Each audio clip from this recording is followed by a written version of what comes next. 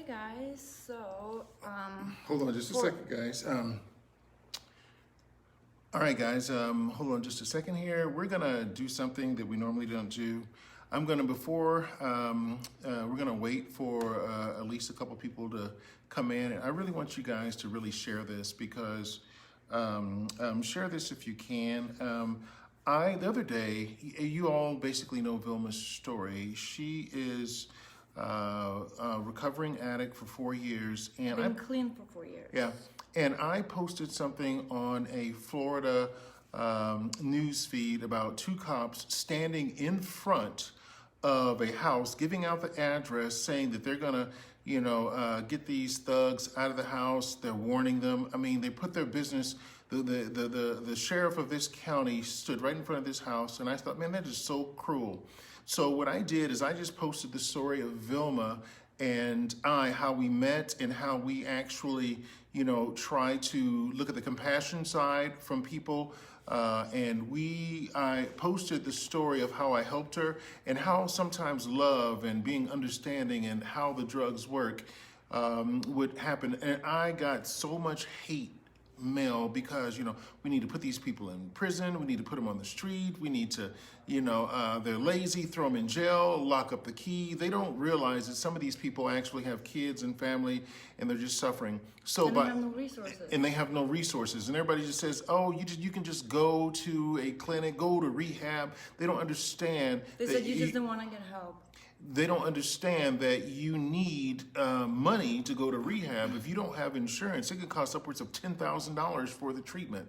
So we have a actual message from a guy who went through the news feeds on that sheriff after, 60% of the people, called me crazy. I don't know what I'm talking about. I'm stupid. I'm full of BS and all this stuff. And they did not even listen to what the story of Vilma and how she was helped and where she came from. She was almost dead. She had no one to go to, the hospital system, the rehab. She was in and out. Nothing worked. But when people start giving Vilma love, that's when things actually started to change for her. That's all she needed. So through all of that mess and rigmarole on that website, we have a letter from a guy that actually, let us know what he's seen out of that versus all of the other people claiming to be experts on how to get rid of the junkies of the world, which they actually included Vilma as well. And I just felt that kind of repulsive that people have no clue about opioids. They have no clue that, what opioids are, what Xanax or Vicodin, oxycodone. They don't understand that some of these drugs have opium in it, which is actually heroin. And I had a lot of people go through there basically saying that, you know what, if you get it prescribed from a doctor, then everything is okay. And I, basically said, don't you know that opium and heroin and oxycodone come from the same source as opium? They said, you're crazy. You don't know what you're talking about. That's given to a drug. There's no way. So I'm going to have Vilma read you the story that she received from this young man. Thank you guys for listening and paying attention. And please share this if you can. If I'm able to get through this just power through, babe. Really emotional. So here we go. Hey, I know I'm a random person and completely irrelevant to you. Louder. But I read a comment on a Facebook post that stated you were an opioid addict and you're sober now for 4 years. I'm currently where you were 4 years ago and my veins are pretty much collapsed. People cannot tell or even suspect that I'm using at all. When they find out, or if they find out, they're usually shocked and surprised. For that reason, it's not really a concern. When I meet women or someone I definitely would consider dating, I leave myself away because of the shame and embarrassment I have over my current situation and dilemma. I've been using since I was 17. I'm 28 years old now. The older I get, the less self-worth I feel. Just power through. Don't tell them why you're pausing. And overall happiness is pretty much gone. I'm literally only alive to get well. Like seriously, I don't even get high anymore. I'm just using to feel normal. I've never harmed or caused any wrongdoing to my family or people close to me. Just power through. People that know me always speak highly of my character and my loyal, caring attributes, but I still feel like I'm just a waste of space and I don't deserve any better. I genuinely and desperately want to get sober and be someone that has purpose in life and sees the happiness around me. I've been sober before 14 months when I was 20 years old. Back then, I used Suboxone and tapered down over a week long and was fine. Did sober living for 4 months and eventually moved and began renting a room with 3 others from my sober living house. I relapsed 13 months later. Went out and was using... Just cry. Don't stop.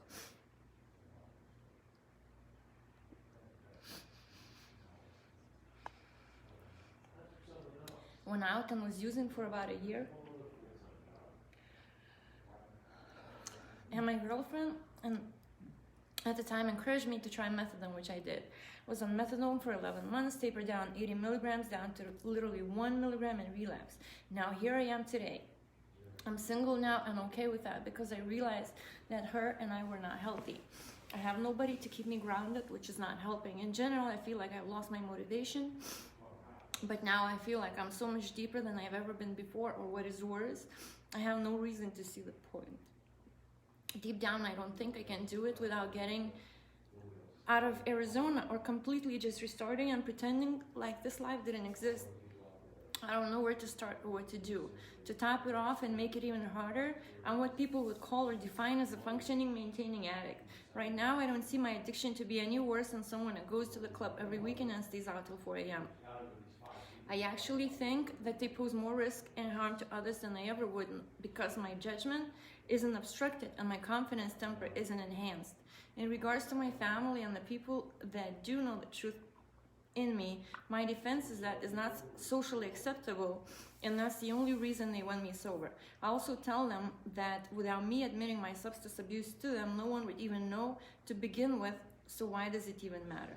I'll stop at that, but I do have questions and wisdom I could use. I totally understand that I'm a random person and I totally would not be hurt if you don't respond. I don't want you to feel obligated to this BS. I know you have your own problems in life that are more important. P.S. Your husband is a fucking awesome man, and I'm so happy that character of his nature still exists in today's world. To have someone with so much wisdom and heart must be the best thing to reflect from.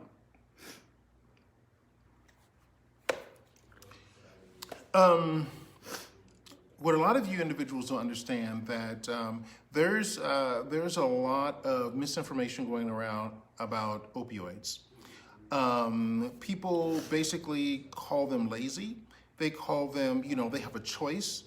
But, I don't want to get too technical on this because I'm not a doctor, but there's a couple of glands in the brain called the hippocampus and the hypothalamus, the pituitary gland, that creates the oxytocins for euphoria. It keeps you, hunger, sex drive, body temperature, all these functions.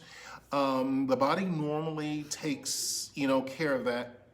But just like morphine is nothing. Morphine is made out of opium, which is basically heroin within itself. And a lot of us really don't know that. A lot of us are taking heroin, we're hooked on heroin, and we don't even understand that we're doing so. There had been this huge push years ago about how marijuana is a gateway drug to heroin. That is totally a misconception because, when you go to the dentist and you get, some pills, these actually are created from the same substance as heroin. And I keep saying that over and over because I want that to stick with you. They're all made from opium. They all make from opium.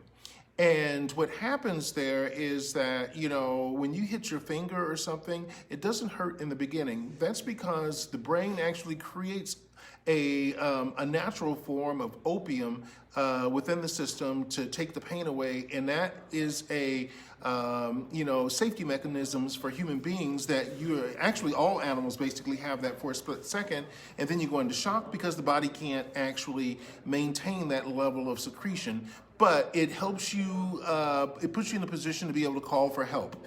So since the body can't do that, man and scientists have found out that they can recreate that through opium. And that's why when you get a morphine injection or drip, that, it takes the pain away. But within 14 days, it doesn't happen with everyone. I think it's somewhat, don't quote me on this one, but I think it's like 20% of the population do not get hooked on that. They do not have that euphoria feeling like the rest of us. So some people can stay on it for 2, 3, 6 months, and they don't have an addiction issue. But it's very rare. And that's very, well, 20%. That's very rare. But what happens with that is that 20% of the people that go through that and they don't get hooked, they go out and spread things like, well, I didn't get it, I'm not hooked, it didn't happen to me, so that other person must be lazy. You have to understand there's not one script that fits to everyone on there. So when an individual gets hooked on these drugs, and the reason you go into withdrawals is because the body doesn't know what to do any longer, because it cannot create it because of the synthetic form that you've injected into your, put into your system is no longer there. It's like, well, wait a minute, I don't have to make it anymore. So that's why you go into withdrawals, because you lose body function, you lose weight, hunger, you throw up, your diarrhea, flu-like symptoms, all of those things go on because the body can't actually maintain that any longer. So you guys really have to understand, if you have a loved one sitting next to you, or you have a family or a loved one, you have to understand that they cannot say no. Because if you're a single mom raising kids, you get in an accident, you break a bone or something like this, you go to the doctor, they prescribe you an opioid, and Vicodin to go to relieve your pain at home. And go to sleep. I'm not sure Vicodin has opium in it. Yeah, absolutely. Okay. That's the weakest one. Like the next step up is like oxycodone. Okay. Fentanyl, That's I mean, she's been through it, so and this is where I get a lot of my information from, and I actually refer to her. But to make a long story short, Xanax doesn't have opiates. Xanax doesn't. It's a benzo. But your Vicodins, have opium in it, so that is a form of heroin. So it is like, if you're a mother, you have 3 kids, you're taking care of these kids by yourself, you hurt yourself, you fall down, you go to the doctor, you get prescribed, and then you get hooked, because the doctor said take it for 2, 3, 4 months or whatever, and then when you go, you get withdrawals, you can't go to work. So what do? You can't go to work. And you sit there and you have these 3 hungry people that depend on you, and if you don't take the pill, you get sick and you lose your job. And if you don't have insurance, to boot for that, you have only option you have is heroin, so you can get up and go to work. You just can't say no, because you physically fall down, you physically can't do it, you physically can't eat, you have to do it. You are stuck in a position. So for an individual to look at a person like that and say, you know what, you are just lazy, you are just a junkie, just say no. You're really not informed in what this does. You really have to be compassionate. You have to be there for that person. You have to step in and help take care of their kids when they go through the withdrawals. You got to help them get the financing, because you just can't walk into a rehab. Most rehabs cost 10 grand to go through. So, you guys, we're human beings on this planet Earth. We got to stop just, basically, pointing the finger at others because we think we know best. And this group has over 500,000 comments on it. And I'm getting so many, even from nurses. A nurse that works in the ward so you don't know what you're talking about. These junkies are just whatever. I'm like, this is a nurse, Same thing would happen to me when I met Chuck 4 years ago. On day 2 of meeting him, I went into opiate withdrawal, seizures, all that good stuff. Went to the emergency room. I called him 4 hours later to come pick me up, because I said there's nothing they can do for me. So Chuck came and he says, I'm sure there's something they can do. Let me talk to a nurse. So he goes up to a nurse. He says, what can I do? The nurse looks at him and she says, she's just a junkie. She's gonna die if she doesn't get her shit straight. Instead of that nurse looking me in the face and says, you know what? She needs you right now. This is what I want you to do. I want you to go to this clinic because I have an experience with this clinic, and they can give you something to help them at least be able to, get an IV, because her veins were so collapsed. She was under 90 pounds. Her veins were so collapsed that they couldn't even give her fluids. So I left that place terrified, because here I have a 90-pound, 5'10" woman on my hands that is getting ready to die.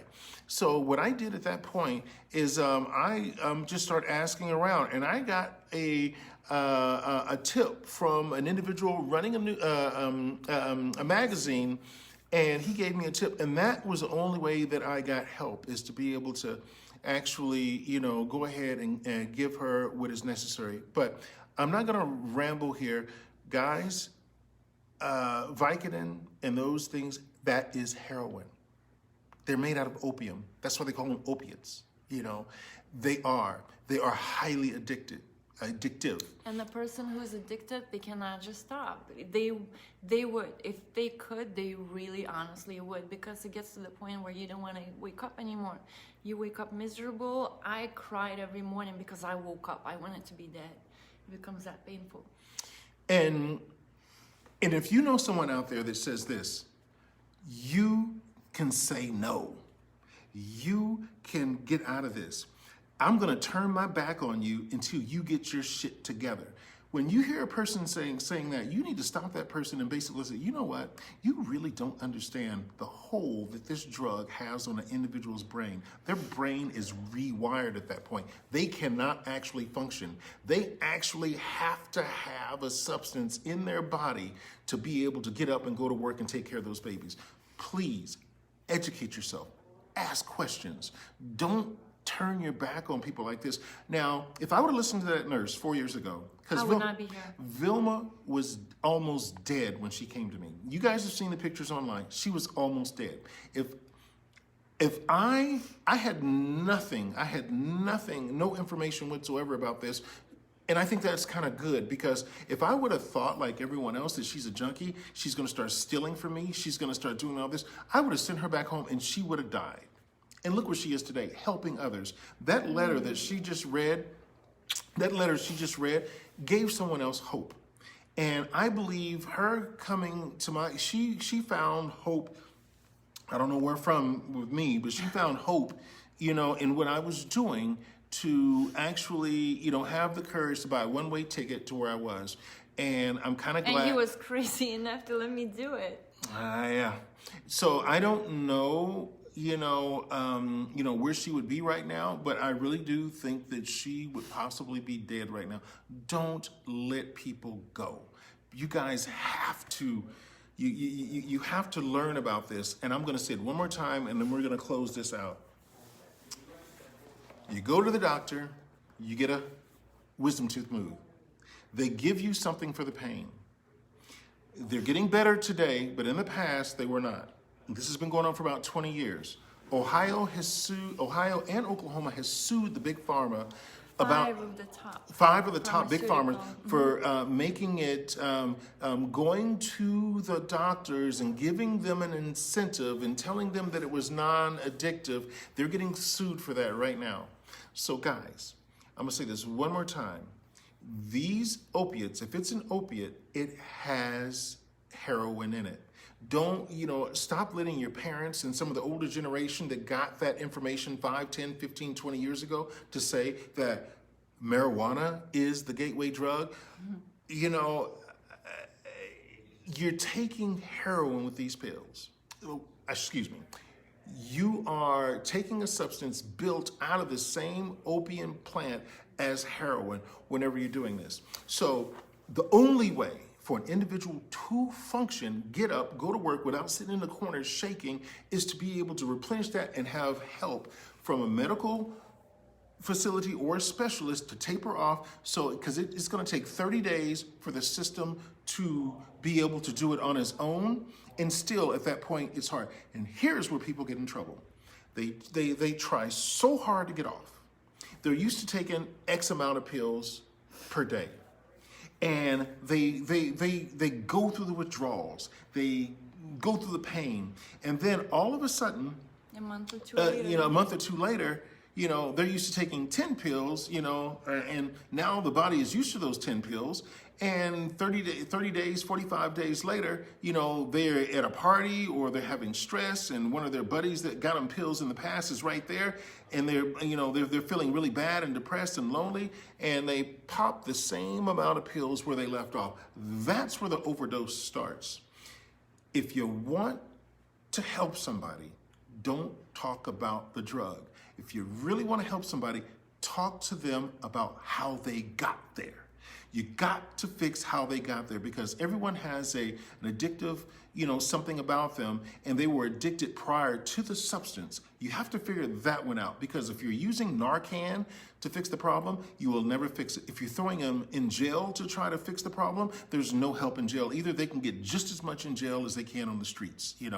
If you throw them in jail, what happens there is that they become even more, You got more tips on how to be a better criminal. And they feel more pain. They feel less of a productive citizen of society, and when they get out, they just create more individuals, more hatred, more drugs. So you're actually creating a bigger problem by trying to push somebody out of sight, out of mind. And this story that we're talking about was a sheriff in Florida standing in front of a house, screaming out on national online live feed his address, saying, "We're coming to get you. Anybody stops at this house, you're gonna have blue lights. We're gonna throw you in jail." And then you hear all these people, 500,000 people in the background, like, yeah, get them, throw them in jail, get them away from my babies, yeah. I'm like, wow, what kind of world do we live in? Thanks a lot, guys. We love you. Take care.